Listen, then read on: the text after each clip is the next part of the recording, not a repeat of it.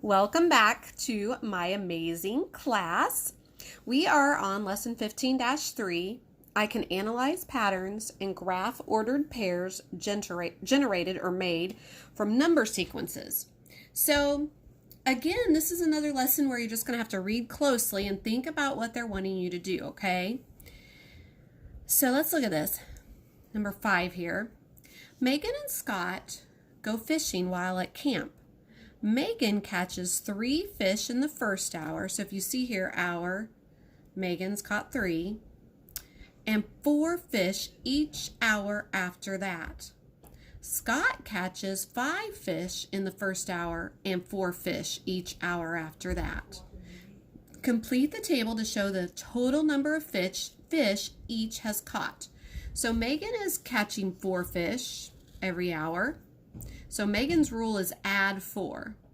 Scott is also catching 4 fish each hour, so his rule is add 4.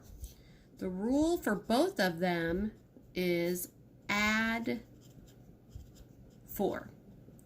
Now they started with something different though, so the numbers are not going to be the same. So let's see here, if we add 4 to 3, after 2 hours, Megan will have caught 7. After 3 hours, we're going to add 4, 11. After 4 hours, we're going to add 4 and get 15.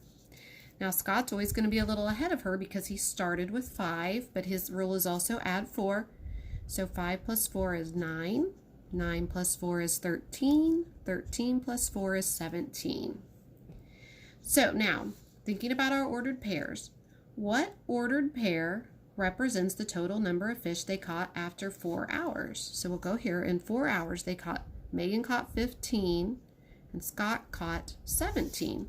So your ordered pair, don't forget your parentheses. On the practice buddy, it will count it wrong if you don't put the parentheses. 17, comma,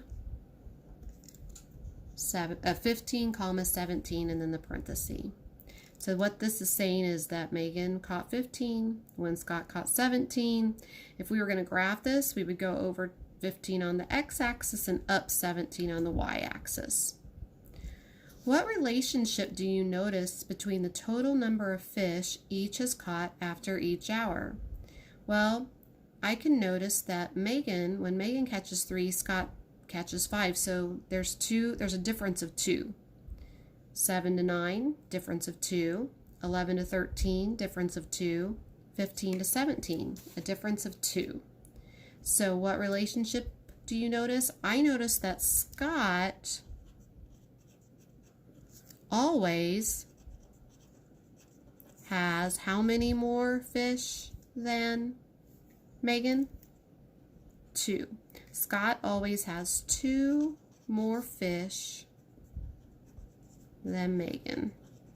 My pen is about to run out, which is disappointing because I really like this pen. Let me see here if I have another one that I could use. I can use this pen. So then this one says graph the ordered pairs of the total number of fish. We don't have a graph, so we won't. But that is similar to the first problem on your practice buddy. The third problem on your practice buddy talks about number sequences. So let's look at this number 13. Write 2 number sequences, then circle corresponding terms in the 2 sequences. So a number sequence is a set of numbers that follows a rule. So basically, on the practice buddy, on the problem number 3, it can look really confusing, but you're going to look for 2 numbers that follow a rule, like what we just did with Megan and Scott here. If these were in a sequence, we would write it like this. Megan's is 3, 7, 11, and 15, when Scott's is 5, 9, 13, and 17. It can look kind of confusing, but these are together, these are together, these are together, and these are together. Basically, that's the ordered pairs that are together. And the rule is that they're adding 2 here, but also What is the rule? Adding 4, adding 4, adding 4. Adding 4, adding 4, adding 4. The things that are circled are not the rule. These are just what goes together, or what goes together. So we could have a different rule, like on the one with Megan and Scott, they both had adding 4. But let's do something where we do a different rule. Let's do one where the first number we add 3, and the second number we add 5. I'm going to start with the same number. So we'll just start with 1. So on the top row, I'm going to add 3, and on the next row, I'm going to add 5.